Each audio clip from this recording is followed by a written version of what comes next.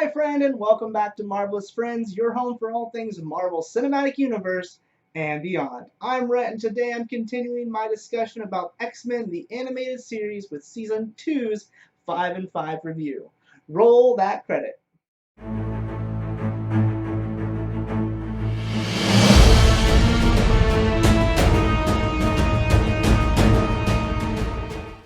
Now, just a small disclaimer here before I jump into the actual discussion about the season. And that is, I'm going to try my best not to reuse critiques and positives from the previous seasons. And that is going to be for all the videos moving forward. So I'm going to try my best not to do so. There might be an instance where there's something similar that I just can't overlook and I want to talk about. But it also might mean that I've become slightly nitpicky, especially about the negatives and stuff like that, or I might talk about certain storylines regarding positives rather than something in general. That's just how it's going to have to be, so I can make sure I discuss something different in each of these videos per the series. So I guess some of the issues I talked about in the season 1, 5, and 5, which you can check out up here, are kind of general issues with the entire series, if that makes sense. And I didn't really get into anything that has specifics to season 1. A lot of that stuff can really apply to all the seasons. That being said, it's going to follow the same format. So I'm going to be doing a 5 and 5 for the entire season. So let's quickly recap what happened on season 2 of X-Men the Animated Series. Now, season 2 is kind of split up into what you could say two different types of storytelling. The first is background stories on all of our main characters, with the exception of Jubilee and Xavier Magneto of the season. And then the second half of the story is really focused on Mr. Sinister and his attempts to take down the team, as hinted at the end of season 1. So I'm going to talk about the latter first, because it really is the main thread of storytelling throughout the season. So basically what happens is that Mr. Sinister sends back a reanimated Morph to seek his revenge on the X-Men for leaving him behind when attacked by the Sentinels. And he slowly does this successfully by impersonating various members of the team and separating them off and picking them off one by one in various ways, and is eventually able to attempt to capture Scott and Jean for Mr. Sinister, that's his main goal. That's who he's after in the end of all of this, because he believes that they hold the genetic material to make the next stage in his creations of human evolution. Now, of course, this is thwarted, and the team is able to stop him, realizing what's going on, and that Morph is back and impersonating each of them respectively, thanks to Wolverine's very intuitive nose. However, they are not able to notice that the Mr. Sinister and his team are able to successfully isolate Xavier Magneto in the Savage Lands. The Savage Lands are an isolated area of Antarctica that is still back in the Jurassic or Cretaceous period. I'm not sure of my prehistory periods, honestly. But basically, it's lush jungle in the middle of an icy wasteland that is filled with dinosaurs, creatures, and tribes of humans and mutants. And Mr. Sinister has taken up residency here and runs the show, more or less. Now, this really is kind of threaded together throughout the second part of the season's worth of storytelling by putting little clips at the end of every episode showing the progress of Xavier and Magneto as they travel through the Savage Lands and deal with the various mutants and stuff like that that Mr. Sinister sends after them. But it really is kind of a sad attempt at stringing together a storyline again. Like I said with season 1, it's just, eh. The background stories we get follow Storm, Gambit, Rogue, and Wolverine. Storm's story takes her back to her old village in Africa, where an old nemesis has resurfaced called the Shadow King. Gambit's story retells the conflict between the tribe of thieves versus the tribe of assassins, I don't know what I tried to say there. And then Rogue's tale tells us the story about how she gained her permanent ability to fly and to have superhuman strength from Miss Marvel. And finally, the storyline of Wolverine takes us back to when he was a member of Alpha Flight. Now, there are some other episodes sprinkled in here as well. We learn about Omega Red and his involvement with Colossus, who we were introduced to momentarily in season 1 as well, though he is not a permanent member of the team. And then, of course, we have a time travel thing where it pops up that Apocalypse has gained power in the future, and a time traveler named Bishop has returned to the past to fix it, and that becomes a increasingly big issue, and we are introduced to a second time traveler named Cable, who has come back to fix what Bishop fixed in a different way to prevent an even worse future. So yeah, a lot of time travel shenanigans in a 2-episode arc as well. And then again, we finish off the season by returning to that Mr. Sinister plot. That's going to do it though for what happens in the season in a very simplified context version. So let's jump into the actual review itself with my 5 least favorite aspects of the season. Number 5, character redesigns. Now this is a very minor thing and it just bothered me slightly, which is also why it's at the very bottom of this list. But we noticeably saw Northstar and his twin sister Aurora in season 1, and they were part of the mutants who were captured as slaves on Genosha. But we are reintroduced to them in the Repo Man episode that focuses on Wolverine's background with Alpha Flight. Now, here they look substantially different facially. Their costumes, of course, are the same, which is why you can recognize the fact that they were in season 1. But when you look at their face, there's some serious changes. They have different hair, their features are a lot sharper. Now, of course, this also could be to the fact that their sharpness is because they are more heavily featured rather than a background character. But it still was noticeably enough to tell that there was a difference from when we saw them in season 1 versus how we saw them in season 2. Now, this is also even added onto the fact that I marathoned straight through basically season 1 and 2 back to back, and there was very little break between when I saw them in between the 2 seasons. Again, like I said, because I'm trying to avoid repetitive things, this is going to be very nitpicky. Number 4, inconsistent powers. There was a bit of this in season 1, but I really didn't notice it until we really got into season 2 and we're starting to be introduced to more and more characters. And this is not limited to just villains or side characters, it even includes the X-Men at times. And that is that we just don't have an understanding of what the powers are of these characters because it's kind of dealt with inconsistently. And a lot of times that has to do with how they are actually animated. The powers are animated, that is. They're just done in a way that doesn't really represent what actually is going on to the actual character if you know what the character is and what their powers are. And it's just never really explained a lot of the times. And we're just left to infer or have the predetermined knowledge of what those powers are, which not everyone has, especially as a kid. It's not something I wanted to be like XYZ, XYZ, but I mean, they could have easily played it into dialogue to explain what some of these characters' powers actually are. And they don't do it very often, which is a shame. And sometimes the powers make a sudden turn that don't make any sense. For example, in one episode, we see Jubilee use her fireworks to delicately erase some graffiti off a brick wall. But normally her fireworks would blast through a regular brick wall and sometimes even stronger walls. So how does that make sense? It doesn't. And so it's just something I wish they'd done a better job of throughout the series or season. I'm just talking about this season. But it's a continuing problem. I've watched the entire series at this point. Number 3, the Alpha Flight episode, Repo Man. Initially, I wasn't sure if this was due to some of the reordering issues that we have on Disney Plus regarding how the series is shown. But I did my research after this episode, and turns out it is in the right place as to how it originally aired, which is not necessarily true for all episodes. But that just made me realize that even more so, this is kind of disjointed. However, it makes a little bit more sense when after this we have more and more of the random episodes revolving backstories of characters, but still it's not that well handled because for me there is a logical place where this makes a lot more sense, and that is back in season 1. In season 1 we see Wolverine up in the Arctic tracking down Sabretooth, and then for him to be on his way back through Canada and run into Alpha Flight makes a lot more sense in my book, especially considering we really don't have a reason given to us besides a very passing comment that he was called by someone named Heather, who we have no idea who that is until we finally meet her late in the episode, and that's easily missed. So we're just kind of seeing him wandering through Canada for no reason, looking for someone for no reason. And so I just wish this was handled better. I feel like it really did have a more logical place in season 1.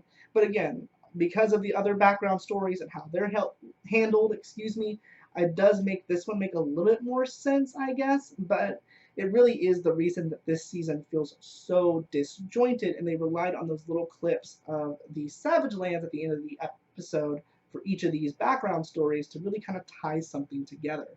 Number 2, lack of central plot, which ties right into number 3 because we really don't have anything that ties it together besides, again, those really kind of half-done teasers for what's going on in the Savage Lands. I wish that Mr. Sinister had more of a role to play in everything. I wish Mr. Sinister was more directly involved in the time travel episode rather than Apocalypse. It would just made everything make a lot more sense as to what was going on in relation to Mr. Sinister.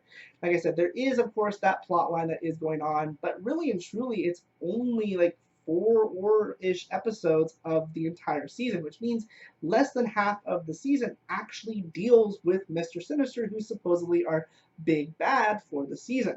So I just wish it was more involved. Perhaps he playing a part in some of the background stories or manipulating some of the situations. That is to why we're exploring the backgrounds of some of these characters.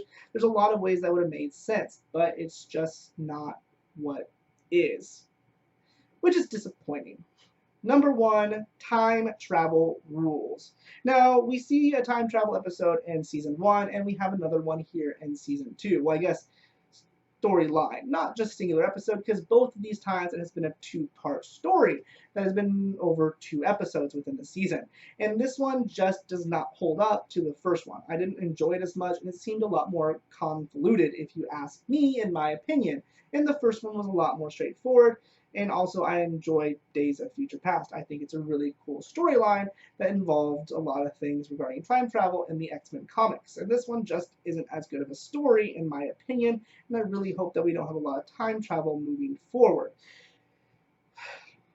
That being said, the rules that they have established for time travel don't make any sense in the context that time travel makes sense. There's a lot of different things out there regarding time travel, and we have a lot of different prevailing theories, or pre-existing theories, I guess is the correct term. My bad, I don't know.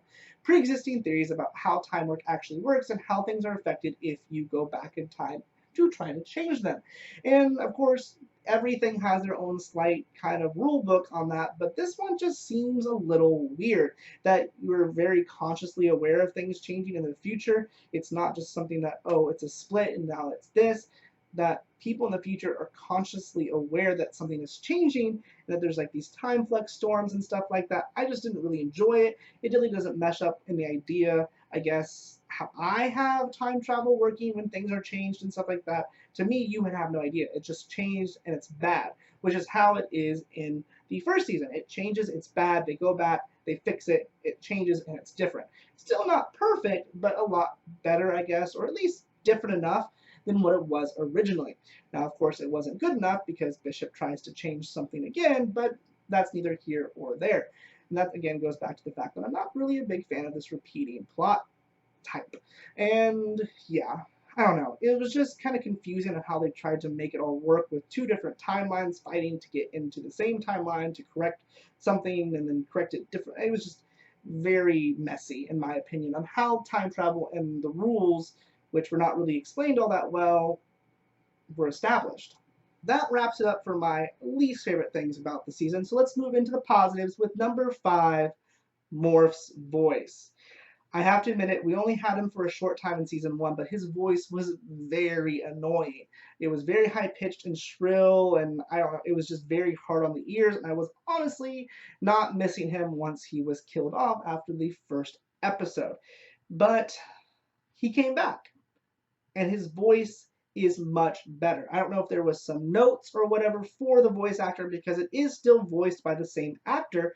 It's just noticeably different. The only thing that he really keeps the same is the laugh, which I honestly don't mind the laugh, but when everything sounds like that high-pitched nasally voice, it was just really annoying. And so I'm happy that they made some changes to that. Number 4, Disney Plus got it right. Now, I just have to make this mention here because I did mention it as a negative in the previous season, and that is the fact that Disney Plus did upload this season in the correct order, as it aired back in I believe this one aired in 1993 to 94. I don't have the dates right in front of me, so that's just kind of off the top of my head, but I believe that is correct. And so that is a big improvement for the season. Now, like I said, it still felt a little disjointed at times and stuff like that, but that's nothing to do with Disney's fault. They played it how it's supposed to be played, and that's just purely the issue of, I guess, the storytelling. So good work, Disney, on this one. Number 3, character backstories. Now, I did say that this was part of the issue with why it felt such like a disjointed season, but I really did enjoy getting to know some of the characters more in these alternative versions. For example, I really liked the Alpha Flight version of Wolverine's background and that he was a part of this group before joining the X-Men, and something I would love to see explored. I also really got to enjoy learning more about Gambit, and I hope that we have Storm origins moving forward. When they did the Wolverine Origins film, I was really hoping to see a Storm Origins because she had such a complex and interesting backstory in her own right. And so it was really fun getting to see some of these stories and stuff like that, which was just great. Now, more specifically, that'll take us to number 2, the Carol Danvers story. Now, of course, this is basically the same thing, but I'm being nitpicky and separating things out, and I just really liked this one more than the others because it's so on topic right now for the MCU. There's a big theory out there that one of the first mutants we might be seeing in the future is Rogue and that she will be popping up in the Captain Marvel movie as she absorbs the powers of Carol Danvers to become the Rogue we know from the comic books and the X-Men animated series. And it's just a really fun way to expand the universe and meet some of the other characters that are part of Marvel as well. Again, this is one of those things where I was introduced to this other character who was not an X-Men and then years later was able to recognize when I saw Miss Marvel and Captain Marvel come up again. It's just really well done how they did it. I really enjoyed it. It's one of the stories that I most associate with Captain Marvel because I honestly don't know that much about her until I started kind of looking into her more before her film came out. But still, when I knew that film was coming out, I always think of her back to this story. So, really and truly, this is one of the big stories that I remember to this day before rewatching of it from this animated series. So, I had to put it somewhere special on this list. Number 1, Mr. Sinister and the Savage Lands. Speaking of stories I really enjoyed, I really did enjoy this story and wish it was better developed, honestly, and was a bigger part of it, and maybe did less of the backstory thing and more about this, because I felt like it had a lot more potential than we really got to see, or really explore the area. There was some background and stuff like that that wasn't mentioned that really didn't give us any more context, like the fact that Magneto has been there and set up some kind of mutant tribe and stuff like that, and then left and has lost power, etc., etc. So maybe a flashback episode to that to kind of give us more context if we're doing background stories anyways would have made sense somewhere in there, maybe instead of that time travel series. But overall, I really liked Mr. Sinister as the big bad in this series. He made a lot of sense, and I really enjoyed how he's kind of sprinkled in here and there when he actually was. And like I said, I just wish we had more. It was such a good little story and something that we haven't seen really accessed in recent years. So to go back and see this, and the Savage Lands obviously was something I don't really remember from watching this as a kid. So it was really kind of cool to see this, and I really enjoy the story. And maybe we can get something like this in the future with X-Men in the MCU. That being said, though, that does it for my 5 and 5 review for season 2. Again, like I said, I have to really nitpick and tear things apart to make sure I have a list here because I'm trying to be unique for each season. That being said, though, I'd love to know what you guys thought of season 2. Let me know down in those comments. What was your favorite part? What was your least favorite part of the season? And all of that. If you enjoyed this video and if you enjoyed watching the series, make sure to give this video a like. I really do appreciate it. And we will be continuing on with season 3 through 5 in the next video. So make sure to subscribe and set those alerts to get those videos when they become available on the channel. With all that said, though, I got nothing else for you guys. I hope you have a marvelous rest of your day. Bye, friend.